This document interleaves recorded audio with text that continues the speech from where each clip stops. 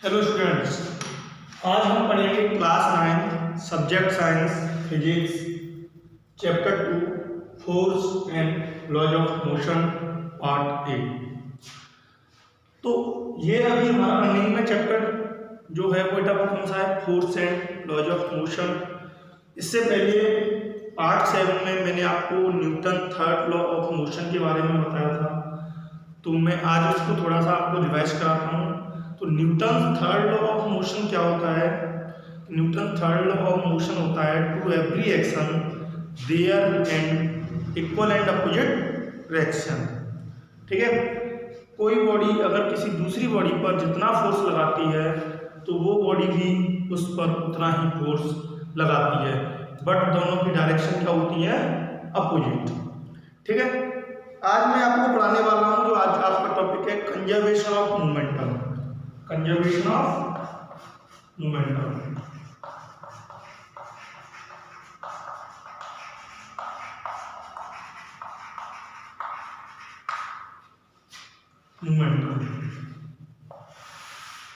Conservation of momentum actually में क्या होता है, सबसे पहले मैं आपको मोमेंटम के बारे में बताता हूँ। तो आप लोगों ने न्यूटन सेकंड लॉ में आपने देखा होगा कि मोमेंटम की बात आती है। मोमेंटम क्या होता है तो आप लोगों को मैंने बता दिया था, न्यूटन सेकंड लॉ आप जाओ, आप उसको रिवाइज करो तो क्या होगा कि the rate of change of momentum, momentum में चेंज किसके साथ, टाइम के साथ, वो क्या कहलाता है, न्यूटन सेकंड लॉ। ठीक है, तो उसमें जो मोमेंटम की बात आती है तो मोमेंटम क्या होता है, मोमेंटम होता है बेटा, momentum equals to mass into velocity. Momentum equals to mass into velocity. Momentum की बात आई तो मोमेंटम मैंने आपको बता दिया था, momentum is equals to the product of mass and mass into velocity. ठीक है, जैसे बताया था मैंने, in the second law of motion we have study that the moving body possess momentum which is equal to the product of mass and velocity। इसको m से represent करते हैं, इसको v से रिप्रेजेंट करते हैं। ठीक है, नेक्स्ट जो आपका कंजर्वेशन ऑफ मोमेंटम है टॉपिक, आप उस पर थोड़ा सा ध्यान देंगे तो मोमेंटम के बारे में बता दिया मैंने। मोमेंटम क्या होता है, मास इनटू वेलोसिटी। अब ये कैसे कंजर्व करता है तो उसके बारे में थोड़ी हम जानकारी लेते हैं। ठीक है, तो according to the law of conservation of momentum, when two और more bodies act upon one another their total momentum remains constant। means constant word को ये conserve provide no external force are active। ठीक है, तो लिखते हैं। सबसे better इसको सबसे समझने के लिए मैं आपको बताता हूँ, उसमें है क्या कि according to the law of conservation law के अनुसार, of conservation law of momentum के अनुसार, व्हेन टू और मोर बॉडी, दो या दो से अधिक body, act upon one another their total momentum, जो उनका मोमेंटम होता है ना वो क्या होता है, कंजर्व होता है, इनिशियल और फाइनल। कुछ करें स्टार्टिंग में बॉडी चलती है या कुछ करती है, उसके बाद जो लास्ट में बॉडी होती है ना, उनका इनिशियल बॉडी और फाइनल बॉडी का जो मोमेंटम होता है वो क्या होता है, कंजर्व होता है या फिर रिमेन्स कांस्टेंट होता है। ठीक है, provided no external force acting। उसमें लिखेंगे according to the law of conservation, आप इसको थोड़ा रफ कर देता हूँ, according to the law of conservation,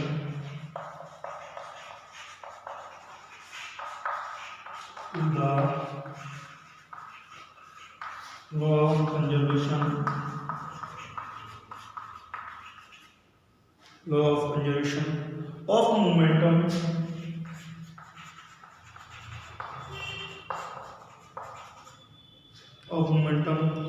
when two or more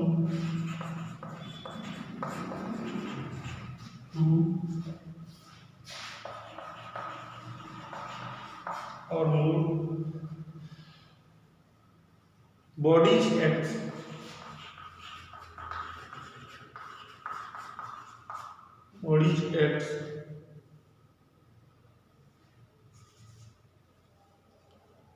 upon one another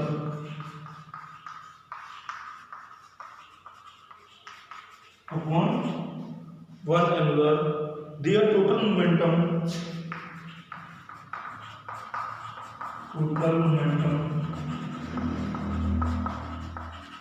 remains constant.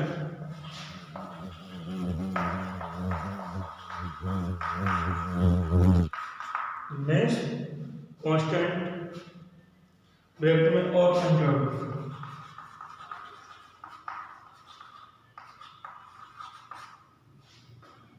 provided no external force, provided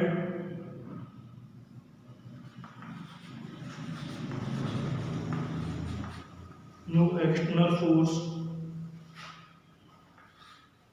no external force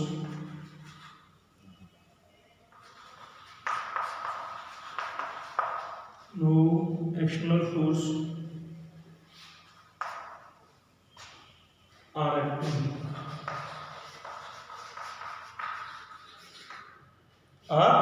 acting, ठीक है। Next जो second point आता है वो कौन सा आता है, मोमेंटम कैन नेवर क्रिएट और डिस्टर्ब, मोमेंटम को ना ही जनरेट किया जा सकता है ना ही डिस्टर्ब किया जा सकता है। Momentum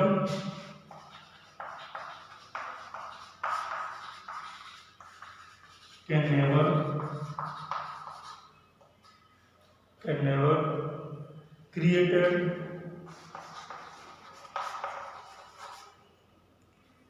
or destroyed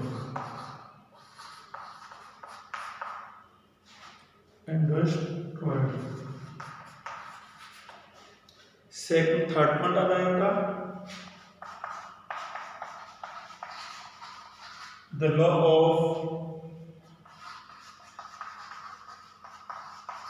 conservation of momentum is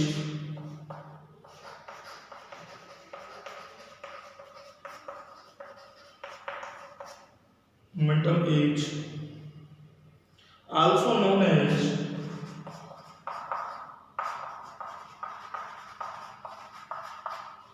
as the principle of conservation of momentum, the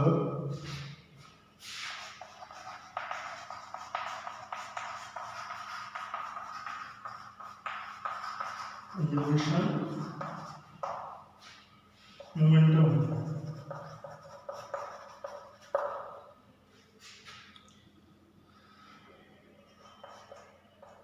कहने का मतलब क्या है, law of conservation of momentum, जो भी हम लोग पढ़ेंगे कंजर्वेशन ऑफ मोमेंटम, इसको हम principal of conservation of momentum के नाम से भी जानते हैं, ठीक है। आप इसको नोट कीजिए बेटा।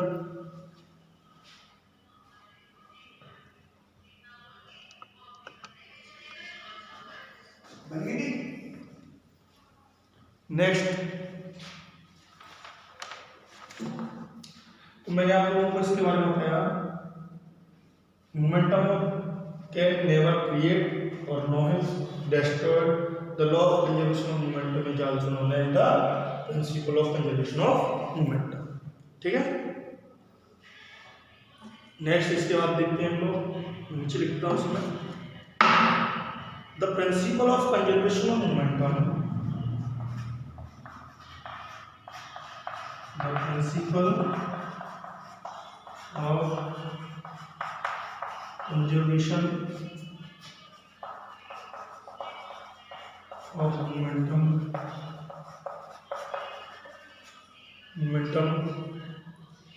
is in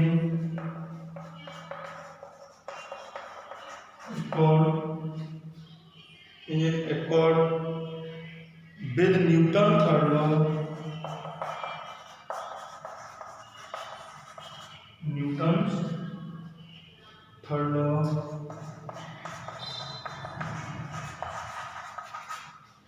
Newton's third law of motion,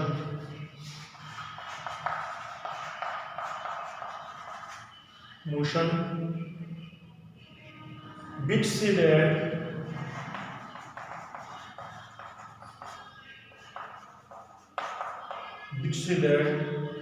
action and reaction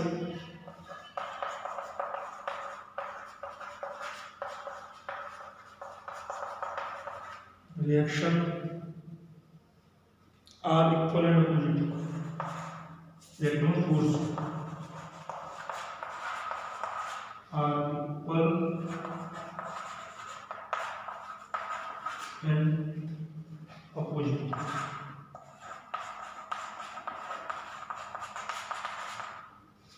ठीक है, ये बेटा नीचे तक आ रहा है क्या?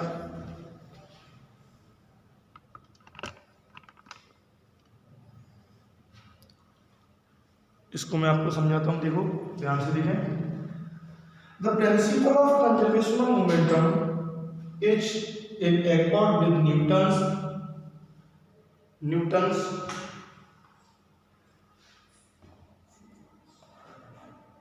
Newton's third law of motion which say that action and reaction force are equivalent। आपके इस वाले कंजर्वेशन ऑफ मोमेंटम के प्रिंसिपल में न्यूटन का थर्ड लॉ अप्लाई होता है, जिसमें आपको एक्शन और रिएक्शन फोर्स होते हैं, वो क्या होते हैं? Equivalent opposite. न्यूटन के थर्ड लॉ भी आपको बताता है कि बेटा to every action there is an equivalent opposite reaction. ठीक है, तो जो आपका होता है बेटा, मैं आपको बताता हूँ क्या होता है क्या नहीं होता है,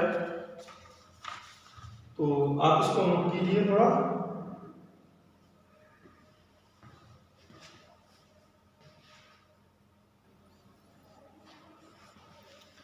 तो मैं आपको इस वाले जो लॉ को है ना कंजर्वेशन ऑफ मोमेंटम को मैं आपको ड्राइव करके बताता हूँ। एक्चुअली मैं एक एग्जांपल लेके बताता हूँ कि ये होता क्या है। ओके, तो सपोज करो टू बॉडी है मेरे पास, एक कार है एक ट्रक है। क्या है? एक कार है एक ट्रक है। तो suppose the two body of एक ट्रक एंड एक car are moving in the same direction but with the different speed and velocity. Speed और वेलोसिटी, उनकी स्पीड है वो और वेलोसिटी वो डिफरेंस है। Let the mass of the truck is m1 and the car is m2।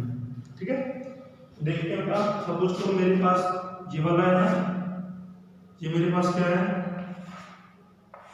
ये truck है। ठीक है,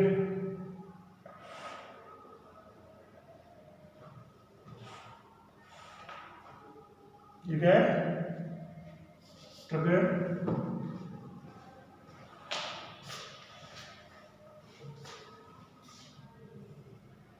इसका मास क्या है? m1, इसकी वेलोसिटी कितनी है? u1। एक मेरे पास एक कार है,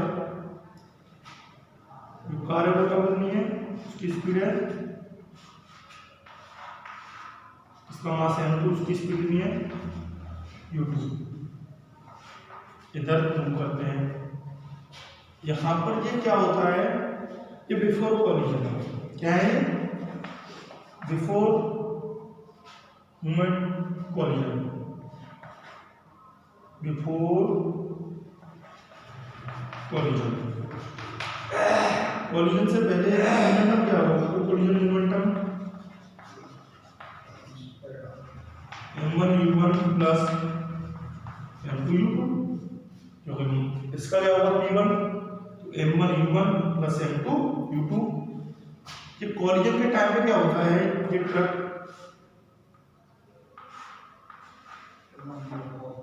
और ये कार, इनमें क्या होता है? ब्रेक, कॉलिजन होता है। नेक्स्ट उसके बाद जो कार होता है वो क्या होता है? आपका अलग अलग वेलोसिटी के अकॉर्डिंग मूव करने लगता है। ये होगा ट्रक, इसका मास m1, वेलोसिटी है इसकी v1, या फिर कार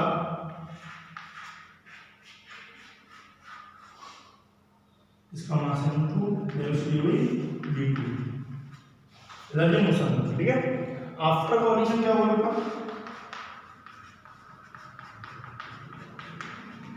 मोमेंटम हो गया होगा m1 v1 plus m2 v2। हमको फाइंड करना क्या करना है कि कंजर्वेशन ऑफ मोमेंटम, जो कंजर्वेशन ऑफ मोमेंटम है वो क्या होना चाहिए? m1 u1 plus m2 u2 equal to m1 v1 plus into V या फिर ये ड्राइव करके क्या निकालना है, ये निकालना है। ठीक है, चलो देखते हैं। तो सपोज करो अगर ट्रक इस वाली कार पर पीछे से क्या करता है, कोलिजन करता है। क्या करता है, कोलिजन करता है। तो मैं इसको क्या कह सकता हूं, suppose that during collision the truck exerts a force F1, a truck exerts a force F1 on the car, अगर सपोज करो इस ट्रक ने इस कार पर फोर्स F1 लगाया तो इस कार ने कुछ ना कुछ फोर्स लगाया, क्योंकि न्यूटन थर्ड लॉ के अकॉर्डिंग एक्शन एंड रिएक्शन होता है। तो इसलिए इस पे F1 लगाया तो कार ने भी इस पे कुछ ना कुछ फोर्स लगाया होगा, इस कार ने भी इस पे कुछ ना कुछ फोर्स लगाया होगा। तो वो फोर्स क्या लगाया, F2। क्या फोर्स लगाया इस कार ने इस पर, F2। तो मैं इसको क्या लिखता हूं, when the force F1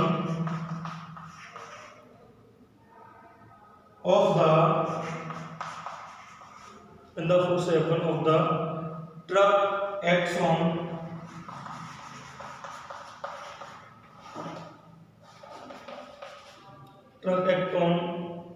the car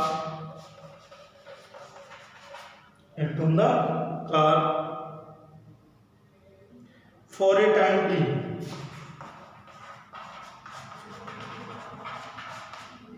a time t, then the velocity of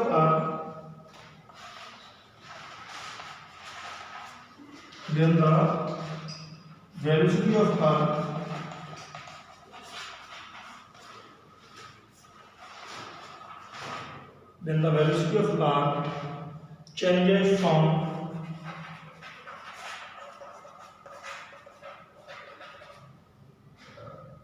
u2 to v2।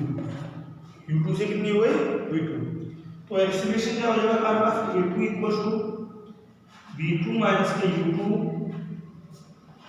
Upon t। And force क्या हो जाएगा, क्योंकि फोर्स F1 के कारण इसके कारण हो रहा है ट्रक पर इस पर, तो फोर्स की क्या हो जाएगा उसका F1 equal to m2 mass second वाला लगेगा क्योंकि इस पे लग रहा है ना force, v2 minus u2 upon t।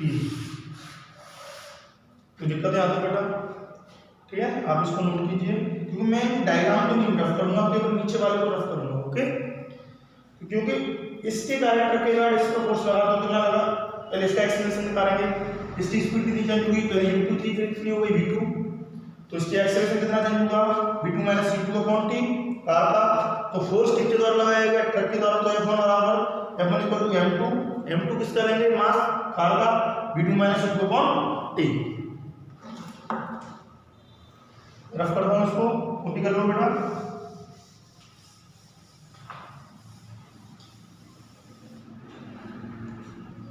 जो सेकंड वाला,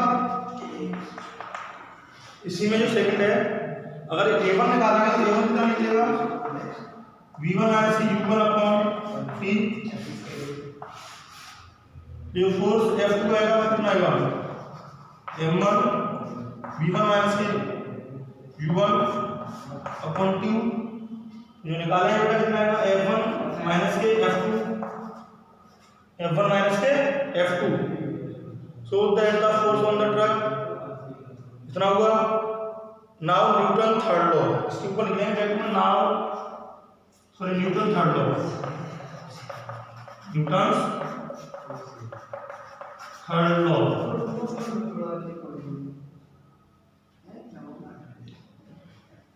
F1 equal to minus F2,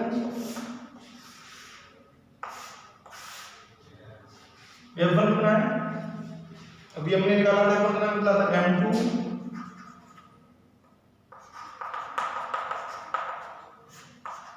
v2 minus के u2 अपॉन t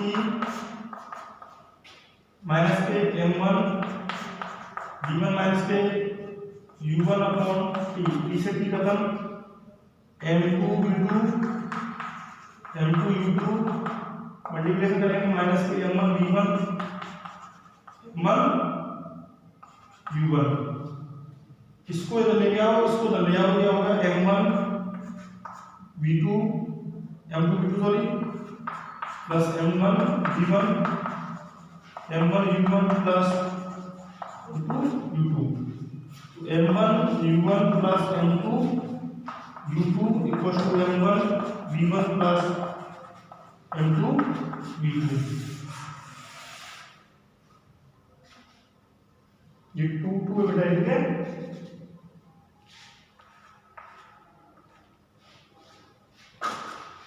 इसको हम कह सकते हैं total momentum before collision, same ही है ना, यही को आपको ड्राइव करना था conservation momentum m1u1 plus m2u2 m1v1 plus m2v2, ठीक है। तो ये आपका डेरिवेशन होके आ गया। इस पे हम कुछ क्वेश्चंस करेंगे बेटा, आप इस डेरिवेशन को दोबारा करना कोशिश करना, इसी एग्जांपल के थ्रू करने की कोशिश करना।